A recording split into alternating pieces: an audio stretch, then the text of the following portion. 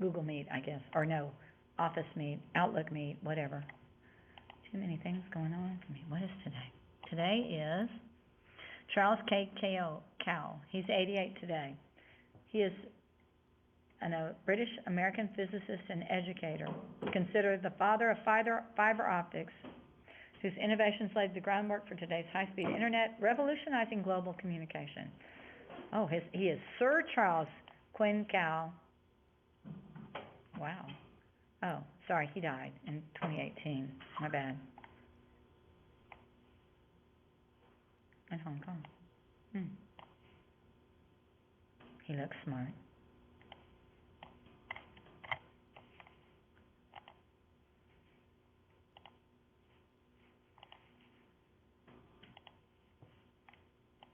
Sometimes I like to read about the people that they highlight, on that.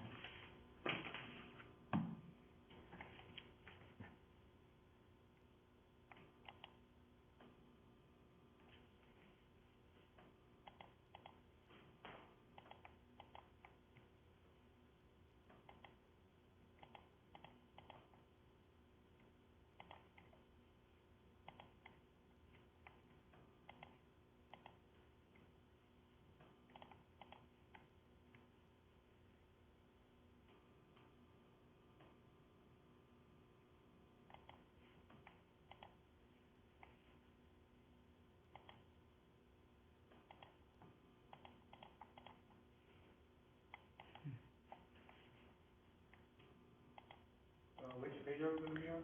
380.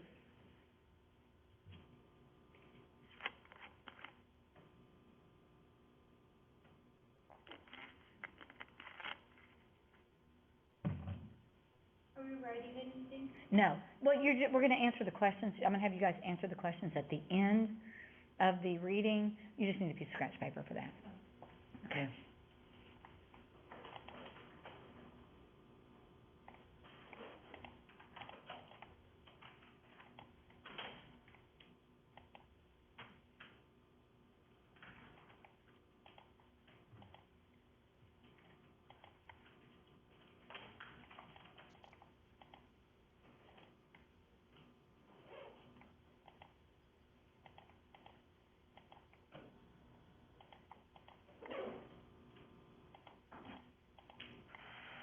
Just what I want to watch is the American Influencer Awards.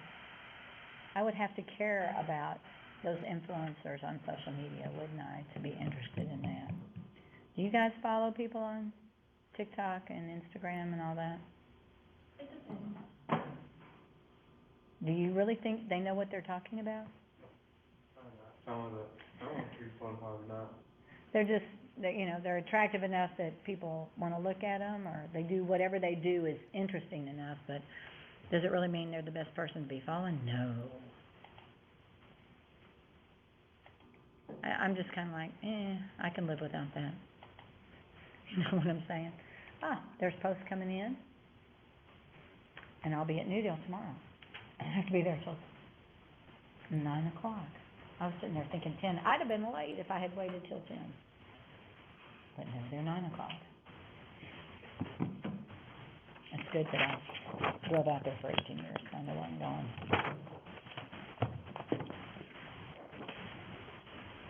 I'm just curious if they're going to make any updates at the high school, because they passed a $48 million bond to build a new elementary middle school. Those are pretty old, let me tell you. And the elementary kids would have like a quarter of a mile walk to get to the cafeteria, which is a long way. All right. Good morning. So,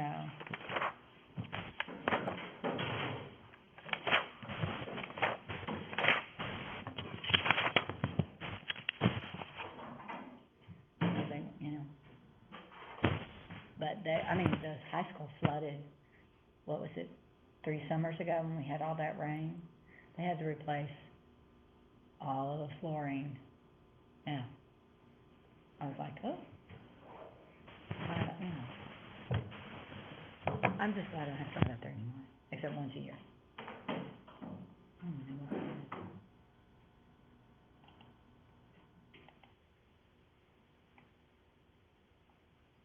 Delete this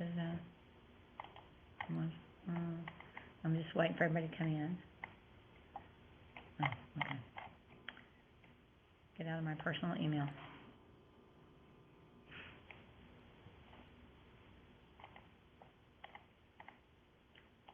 Alrighty. They're slowly coming in from post. Slowly making their way in at New Deal.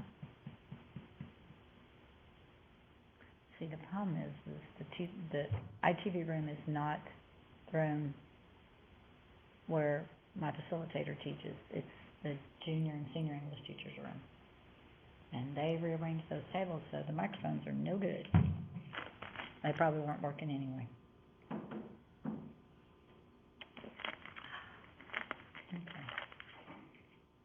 Okay, wow, cool. So, now you guys are gonna be the highlight of my semester. I mean, most of y'all come. We had a while where we weren't, but that's okay. I have to put my car in the shop today. All right, let's talk a little bit about what's coming up. You have, first off, we're gonna start off with tomorrow. Tomorrow you have, chapter 16 quiz. So, I'm actually in your class, I'm gonna go to content. It'll open up at 8 o'clock in the morning. I leave it open and really the high school kids should take it during their class time. That makes the best sense. Take between 9 and 10. You will need to have access to the e-text when you take it, like you need access to the e-text right now, because we're gonna be reading something out of there. So when you're in week 10, go down to the bottom. This is one more reminder of how you need to take that test, okay? So, you're doing chapter 16 argument, and what this tells you, you won't see this till tomorrow, it's only showing up on mine because I'm the instructor, that it's gonna be over. You need to have read these before you go in there. You have an hour to take the quiz. It feels like Friday. You have an hour to take the quiz. You need to have read the stories, they're not stories, they're essays. You need to read the essays before you take the quiz, because if you try to read it and take the quiz, it shuts down after an hour. I suggest you don't start it and leave it and go back, because you probably can't get back in. I'm just throwing that out there. Now, like I told my 8 o'clock class, don't wait to take it till you get home, because they keep telling me they don't have good Wi-Fi at their home. Then don't try to take the quizzes at your house. Take them when you're at school, when you've got good Wi-Fi. Okay. But the first essay is Teenagers and Jobs. It says page 371 here. It's actually page 370 in the e-text, as a heads up. And the other one follows right after it. There are 10 questions after those two readings in the textbook. It's not the same questions. I looked to make sure, okay? So, I would show you the first question, but I'm not going to. So I'm going to go into the e-text very quickly. Let me find it. There we go. And it really doesn't matter. It's the same textbook for everybody. See, I could scroll down until I come up with this section. We'll just go into this one, 444, which is the high schools. It gives me, you can see I have 1,200 days. I got almost 3 years, 4 years to read these books. So it's going to show you where I was last at in the book. Okay, let me go over here. I'm going to type in 370. Come on, let's go. Okay. Now, when you see 370 showing up right here, that's the top of the page. Remember, in the e-text, don't hit the arrows on the right or the left. That takes you to the next chapter. If you want to go through the chapter you're in, which is chapter 16, you have to scroll down. And so it's actually dealing, and then you're going to see all of a sudden student essays to consider. So Teenagers and Jobs, they're not super long. Then you've got Once Over Lightly, local TV news. And then after that, you will have 10 questions. It wouldn't hurt to think about these, maybe jot down answers in your brain.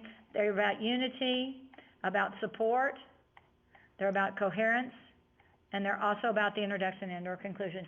So think that those type of questions are going to show up, but it's not the same questions, okay? So just so that you are successful. You can have it up while you're taking the test, because it actually says, which sentence I think one of the questions says, which of the following sentences would belong in the middle of this paragraph? And so you have to go back and look at the paragraph and read the paragraph and understand what's being said, okay? So now I'm going to jump over to 380, so nothing worse than trying to watch somebody scroll through an e-book on their computer when you're watching the TV. So, there's Isaiah, okay. Okay, so, we are talking, the essay we're gonna be talking about, let me get to the, I thought I typed in 380, why didn't it go there? Guess what, I'm not gonna scroll. It's on up on the page. It's actually 379, so, that will help you out. Access to the ebook? Were you able to get it on your phone? Okay. I'm gonna read it to you just because that way I know you've heard it. Interestingly enough, the first person got here in time to hear me read the essay, the second person got in after I'd read the essay, which is about 8:20, so they had to go back and read it themselves. But look at the title. When you read something, you need to think about what's the title telling you about what's gonna be following. So when you see compare and contrast draft, that doesn't tell you much about what's going on in that essay, does it, when it's the final version that I'm grading? So think about, maybe, oh, see, wasn't there a movie, Cowboys versus Aliens? Wasn't that a movie a while back? I never actually saw the whole thing. It was based on a graphic novel, okay. But as I'm looking at this essay on the importance of teaching failure, we should be taught failure? It's an interesting thought. Because are you taught, when you first start going to school, everybody, even in kindergarten, they want to make good grades, right? Do you want to get failing grades, Philly? Alex, Kale, Isaiah? Or no, nobody wants to get failing grades, okay? So that what that happens is, particularly when you walk into a dual credit class or a college class, all of a sudden, those A's you made in high school are not the same level of achievement as they are when you're in college, all right? So we need to learn how to know how to take failure and make it something we can learn from, and that's really what this is about. Pretty good essay. This is by a teacher, Edward Berger, and so he's writing for teachers. So this is considered a model essay. There's a couple things he does that I don't want you to do.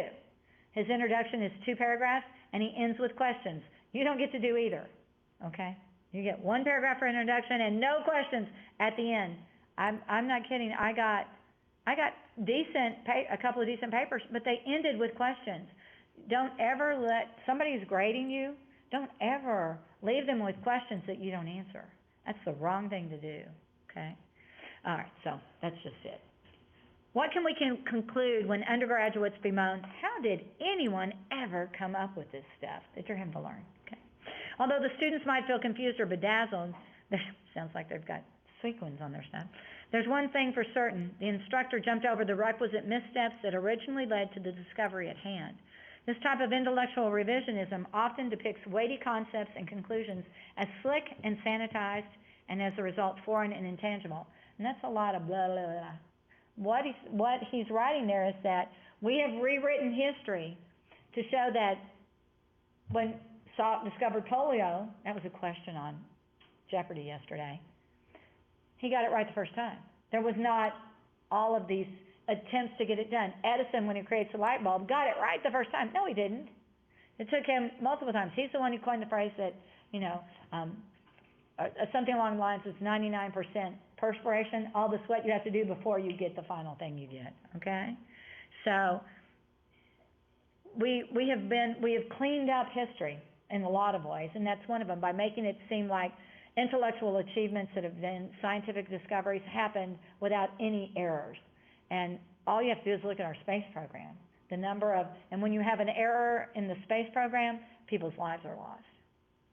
One of the first ones was they had a capsule long ago, late 60s, that exploded on the ground. It never even left. And the astronauts burned to death, which is not a pleasant way to go. So, there's always, but we learn from what went wrong, right? Okay. Second paragraph. In reality, every idea from every discipline is a human idea that comes from a natural, thoughtful, and ideally unending journey in which thinkers deeply understand the current state of knowledge, take a tiny step in a new direction, almost immediately hit a dead end, learn from that misstep, and through iteration, inevitably move forward. That recipe for success is not just the secret formula for original scholarly discovery, but also for wise, everyday thinking for the entire population. Hence, it is important to explicitly highlight how essential those dead ends and mistakes are. That is, to teach students the power of failure and how to fail effectively. Iteration is repetition. So, I'm going to give you my example. I'm in 7th grade, and our basketball coach is wanting us to learn how to shoot, dribble and shoot with our layups with the opposing hand. So I'm right-handed, so I'm learning with left. So I go home, and we have a concrete pad in the backyard, and the goal stuck on a little storage building. And so I'm in there going bounce, bounce, bounce, bounce, step, step, and shoot. And I did that for hours on end. Who cared about homework? That was my homework, was learn how to do that. And so when I first started, it didn't go in very often. I wouldn't get the steps right, But the more I practiced, the better I got. Those iterations, that repetition. How often do we do repetition in athletics? Do we require that of you in school? Math does. How many of you are in a math class and they give you hundreds of problems? Are you doing iterations in English? Guess what? You write a draft. You do peer revision. Yeah, we do iterations. You may not realize that we're trying to get you to do that. But but in athletics, think about how often you have to practice something. If you're going to throw a curveball, you have to hold it a certain way. I have no clue on how to hold a curveball and throw it, but there are practice. And I remember trying to teach my little grandsons how to throw a ball, and I always go, okay, you step forward with the opposing leg when you throw, because if you step forward with the right one, with the same leg, it doesn't work, right? Okay, so practice. That's what he's saying here is practice makes perfect, or practice allows you to learn from your failures. Individuals need to embrace the realization that taking risk and failing are often the essential moves necessary to bring clarity, understanding, and innovation. By making a mistake, we are led to the pivotal question, why was that wrong? By answering this question, we are intentionally placing ourselves in a position to develop a new insight and to eventually succeed. But how do we foster such a critical habit of mind in our students who are hardwired to avoid failure at all costs? Answer, just assess it. Give it a grade. Oh, wow. We're going to grade you on how well you fail. For the last decade or so, I've put my students' grades where my mouth is. Instead of just touting the importance of failing, I now tell students that if they want to earn an A, they must fail regularly throughout the course of the semester, because 5% of their final grade is based on their quality of failure. Would such a scheme provoke a change in attitude? Absolutely. With this grading practice in place, students gleefully take more risk and energetically engage in discussions. Going to grade me on how poorly I did on something. All right. And when a student, say Aaron, we all have an Aaron in our lives, or have been in a class with an Aaron, makes a mistake in class, he exclaims, oh, well, my quality of failure grade today is really high.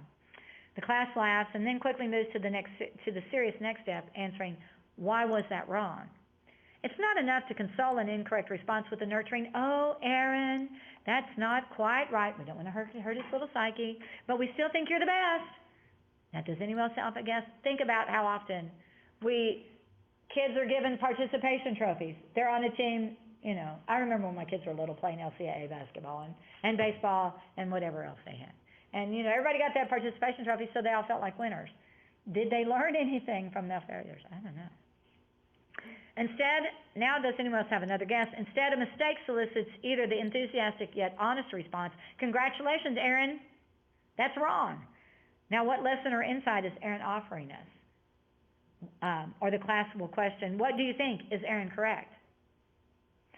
Either way, the students have to actively listen and then react, while Aaron sees his comment as an important element that allows the discussion to move forward, so that we learn why is something wrong and how can I not make that mistake in the future, right? I often refer back again and again to someone's previous mistake to celebrate just how significant it was. If we foster an environment in our classrooms in which failing is a natural and necessary component in making progress, then we allow our students to release their own genius and share their authentic ideas, even if, or especially when, those ideas aren't quite polished or perfectly formed. And I see that a lot in writing. The kernel of a really good idea is there, but you're just not getting it out to me, okay? After returning a graded assignment and reviewing the more challenging questions, I ask students to share their errors, and the class immediately comes to life. Everyone wants to show off their mistakes, as they now know they're offering valuable learning moments. What's more, in this receptive atmosphere, it's actually fun to reveal those promising gems of an idea that turned out to be counterfeit, fake, wrong. More recently, I've asked my students to intentionally fail in the spirit of an industrial stress test. I now require my students to write a first draft of an essay very quickly and poorly, long before its due date, and then have the students use that lousy draft as a starting point for the hopefully lengthy, iterative process of revising and editing. Sounds like what we're doing here. When the work is due, they must submit not only their final version, but also append their penultimate draft, all marked up with their own red ink. So you get to see their process of fixing it or learning from the mistakes. This strategy assures that they will produce at least one intermediate draft before the final version. Not surprisingly, the quality of their work improved dramatically. When I consult with or lead workshops for faculty and administrators, they are drawn to this principle of intentionally promoting failure, which inevitably leads to the question, how do you assess it? Oh yeah. The first time I tried my 5% quality of failure, I had no idea how to grade it, but I practiced what I preach, taking a risk and being willing to fail in the noble cause of teaching students to think more effectively. I passionately believe that assessment concerns should never squelch any creative pedagogical experiment. Try it today and figure out how to measure it tomorrow. In the case of assessing quality of failure, at the end of the semester, I asked my students to write a one-page reflective essay describing their productive failure in the course and how they have grown from those episodes, which might have occurred outside of class, including false starts and fruitful iterations. They conclude their essay by providing their own mistake on how they have evolved through failure and mistakes, from 0, meaning I never failed or I learned nothing from failure, or from failing, to 10, meaning I created and understood in profound new ways from my failed attempts. I read their narratives, reflect on their class participation and willingness to take risk, and then usually award them the surprisingly honest and restrained grades they gave themselves. To date, I've never had a student complain about their quality of failure grade. To my skeptical colleagues who wonder if this grading scheme can be exploited as a loophole to reward unprepared students, I remind them that we should not create policies in the academy that police students. Instead, we should create policies that add pedagogical value and create educational opportunity. A lot of education jargon in there. Pedagogical is just teaching methods, okay?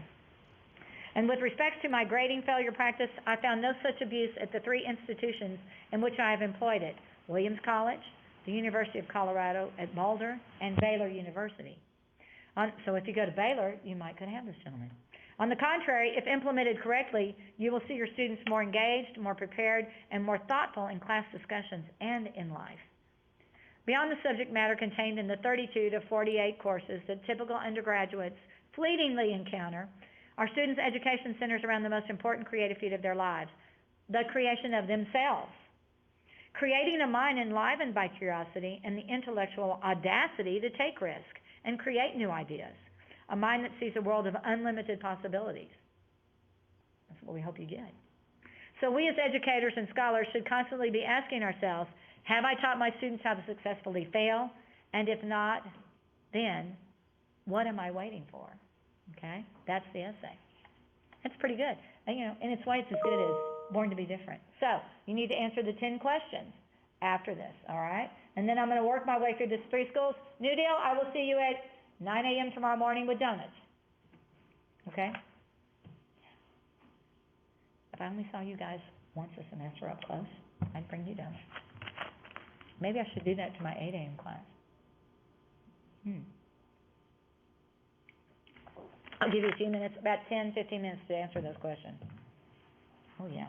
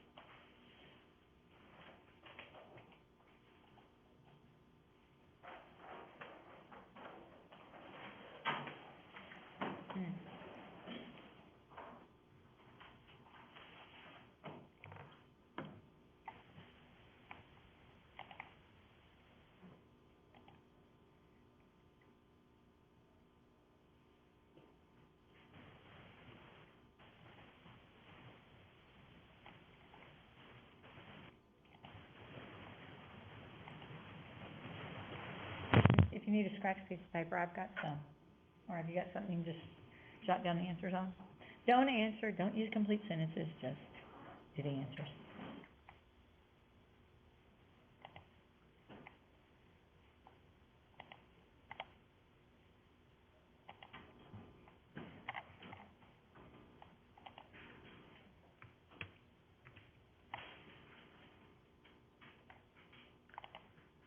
Excuse me.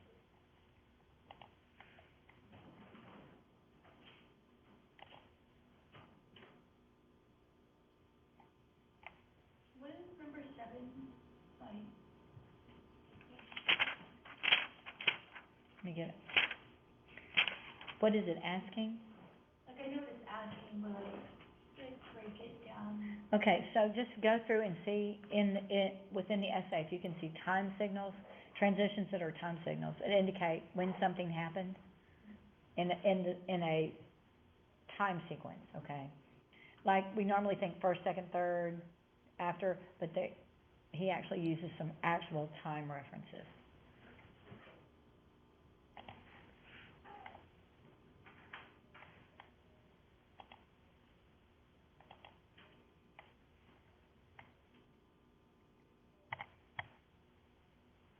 Wow.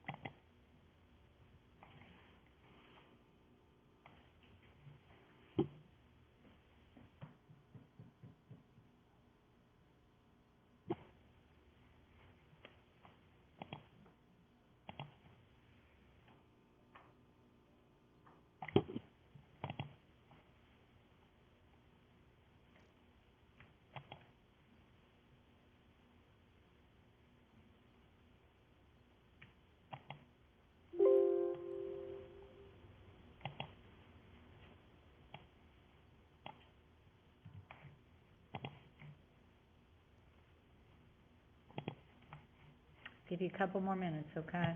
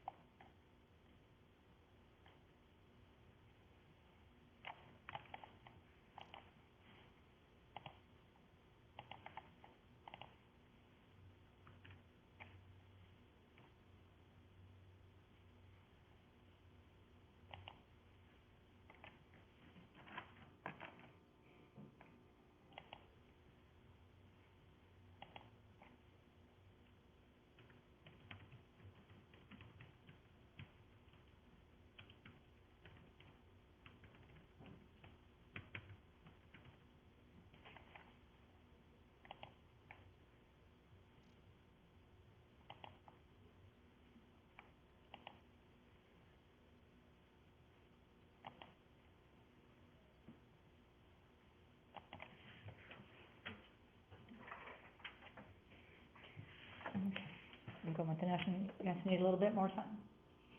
Yeah, still, I'll give you some, I'm not in a rush. Maybe about 2 more minutes is all.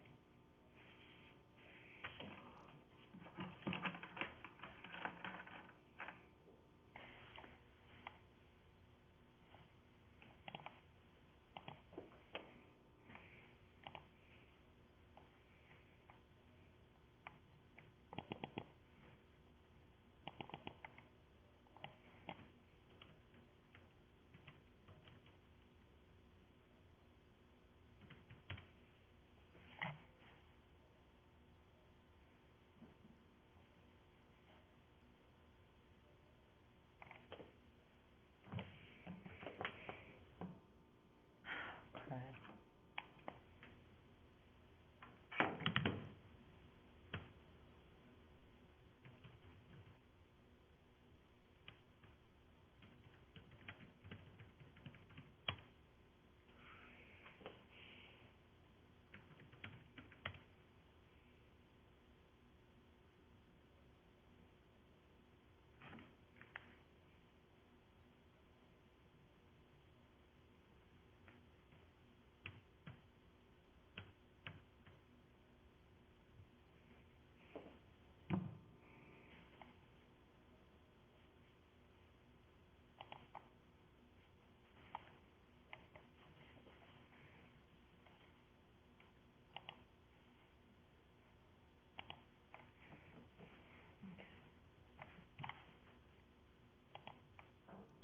So I'll go ahead and shut down my computer. Okay, let's go, do this. All right. Do we need 4 pins? No. Okay, oh, it helps if I do this. Here we go. Okay. So, I think I'm gonna start off with SPC this time, okay? So we're looking at question 1. What is the thesis of Berger's essay? If it is stated directly, locate the relevant sentence or sentences. If it is implied, state the thesis in your own words. What do you think, Isaiah? Is it implied or is it stated clearly?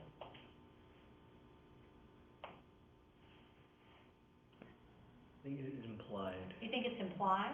Okay. Did you write one in your own words? No, you didn't? Okay. Did anybody else think it was implied? Anybody else think it's implied? Raise your hand if you think it's implied. I need to be able to see your hands, so. Oh, it looks like nobody else thought it was implied. Okay. So if you think it was stated clearly, raise your hand. 1, 2. Be confident. You have not given an answer, Cale. Well, I'm like on the, You're on the thing. All right. So let's talk about where's the thesis supposed to be? In the introduction. Okay. So what might be messing you up a little bit is that this introduction is 2 paragraphs long. And so your thesis is contained in the last sentence of the 2nd paragraph. Okay?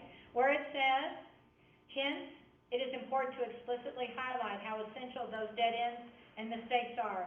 That is, to teach students the power of failure and how to fail effectively. It is stated there. That's the whole point. Is that kids need to learn how to fail, and they need to learn how to fail, and how to fail. By failing effectively, you learn from your mistake, right? If you text and drive and you bump into somebody, you're lucky. Hopefully you won't do it again, probably still will, right? It bugs me when I see old people going 20 miles an hour and they're texting, you're like, oh my Lord. It can wait. It can wait. All right. So number 2, let's go to post with number 2, okay?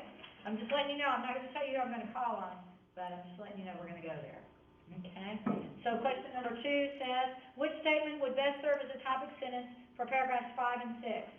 Let's just go with, Briley, are you there today at post? Yes, ma'am, I'm right here.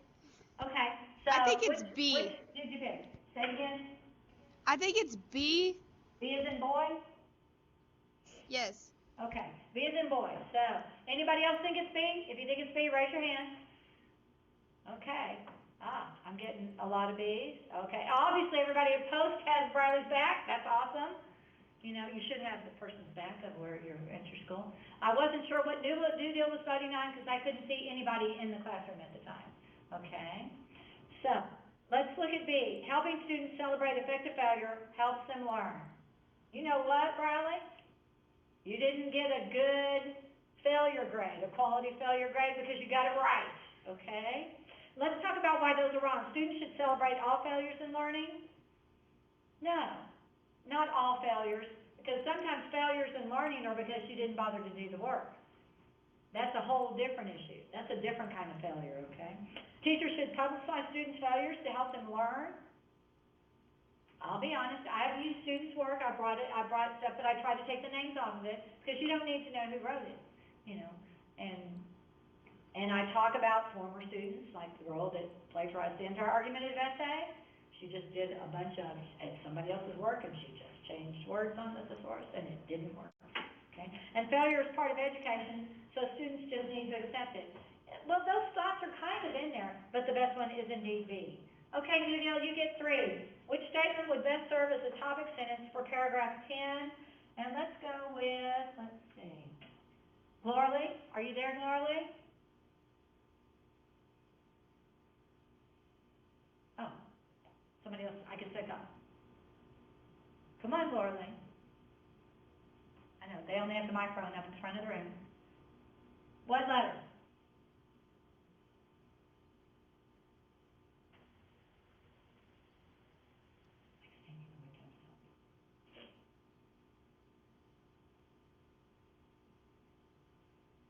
Somebody gonna give me a letter? A.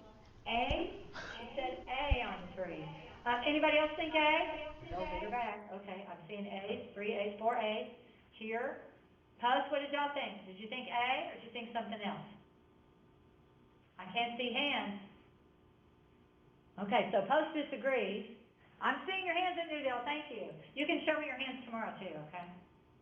In a nice way, alright? So, students are required to grade themselves on their quality of failure, and their grades are usually honest and correct. Okay.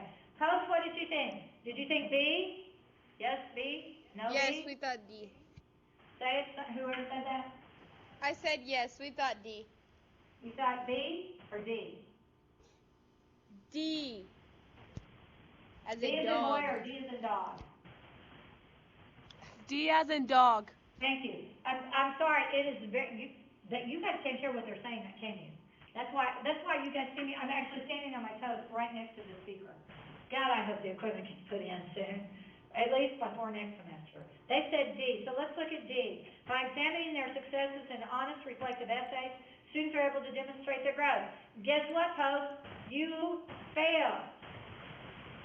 And let's talk about why did they fail? Why do you think they got it wrong? Look at their answer. By examining their successes in honest, reflective essays, students are able to demonstrate their growth. There's something wrong in that statement. What is the essay about? Failure. Failure. Do you see the word failure in there anywhere? No, what's in there is the word successes. That's why that's wrong. Which is why A is correct. Students are required to grade themselves on their quality of failure, and their grades are usually honest and correct. That's why that is right. And that's been a frequent mistake. And what's happened is you read that you're not, students they just show growth because they know what they've gotten wrong, but the word is not wrong. The word is what they got right. Okay, number 4, coming back to you guys. Here at SBC, what statement best expresses the implied point in paragraph 2? What do you think? Kayla, you're looking at me, so. I could pick Alex and Julius and Lauren because their heads are all down, which I normally would do, but you were looking at me and smiling. I got C. He said C on 4. And anybody else here think C? I got 2 out of 5, 3 out of 5. How about New Deal and Post? Anybody, did y'all say C? Anybody agree with C? There's one hand up at New Deal. Okay. All right, okay, wait, I'm seeing, there's 2 hands and 3 hands and 4 hands. Okay, I'm seeing more. Post, what did y'all think was the answer? I'm getting close. So go A for apple, B for boy, D for dog. Those are the only other answers, right? Okay. We couldn't What did hear y'all what think you of those? said. Did you say apple? Post could not hear what you said. Oh, what do you think is, which letter is the answer on, we're up on 4? I'm having trouble. Which letter on 4? Kale said C over here. Are y'all talking We about got paying C, attention to me? as in cat. You think cat? Okay, so Post said C. So you guys got to listen, because I talk pretty loud, don't I? Okay, so I want to tell you, Kale, you didn't fail. It is C. Students need to be taught how to fail because it is the key to true scholarly discovery. It's the best out there. Only deep thinkers are able to understand how to fail effectively?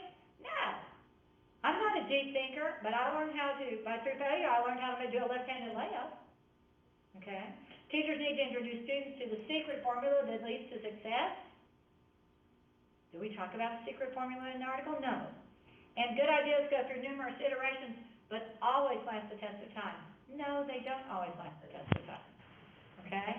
So you've got to read. What I'm seeing is sometimes we do need to be careful and make sure that the entire sentence is correct, and not just the first few words sound correct, so we're going to pick that one. That's why we don't do well on that STAR test, okay? Number 5 goes to Post. Why does the author ask students to intentionally fail? Let's see. Let's go with Cameron. Why does the author ask students to intentionally fail on 5? D as in dog. D is in dog. Okay. All right. Hey, what do you think, Judith? Do you say D or you say something else? I see Post is, some of them have your back. That's okay. Post, you can raise your hand. What do you think? Is it D? Is it D? You know, when you're wearing black and you put your black arm in front of somebody else wearing black, I can't see it, okay? What do you think? Here, what y'all put here?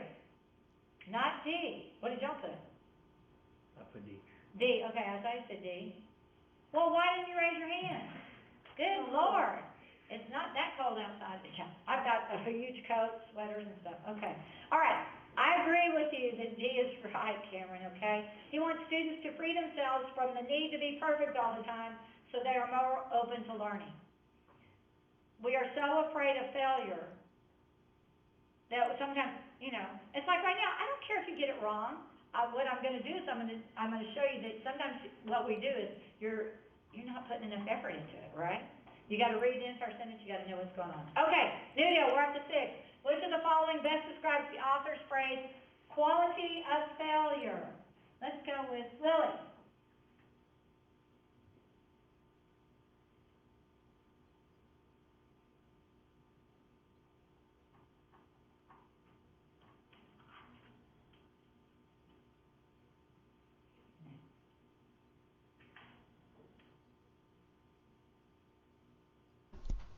B.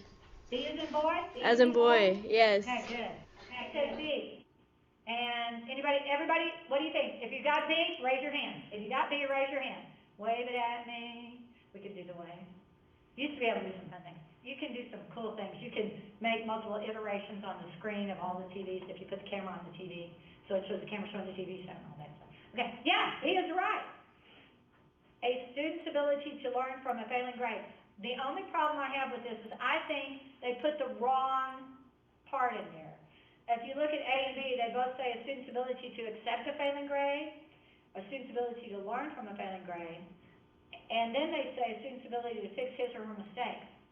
The point is not a failing grade, it's to accept a mistake, that they've made a mistake, or that you've got an incorrect answer.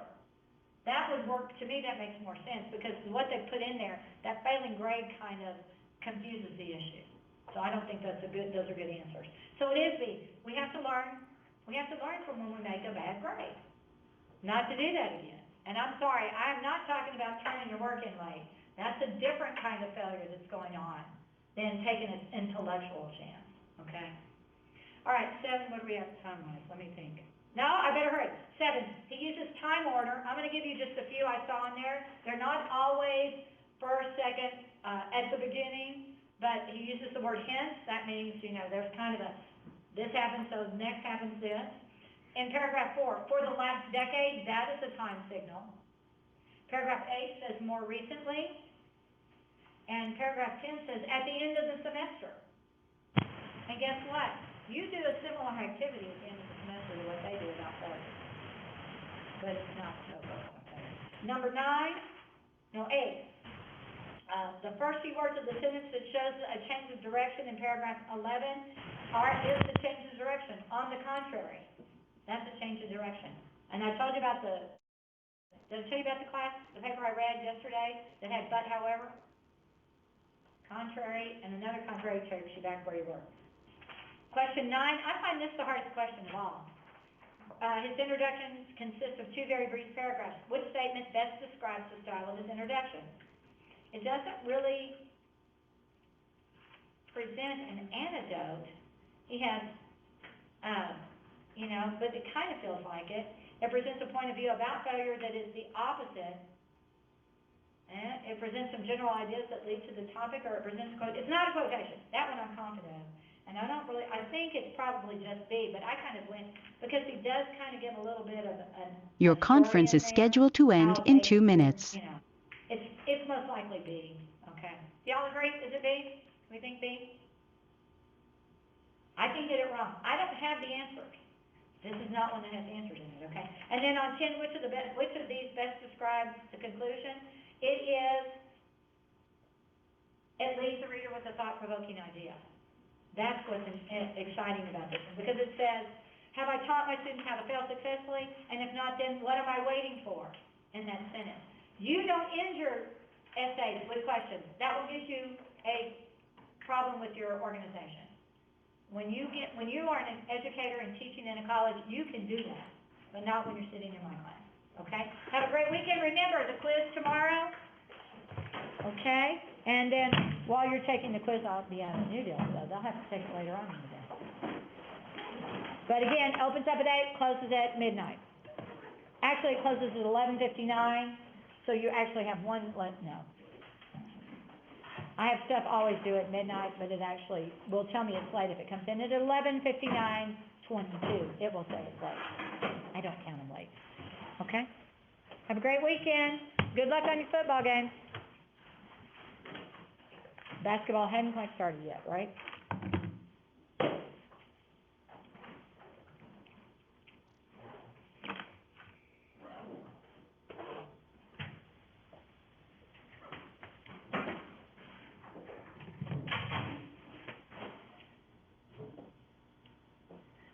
You have a good one. You too.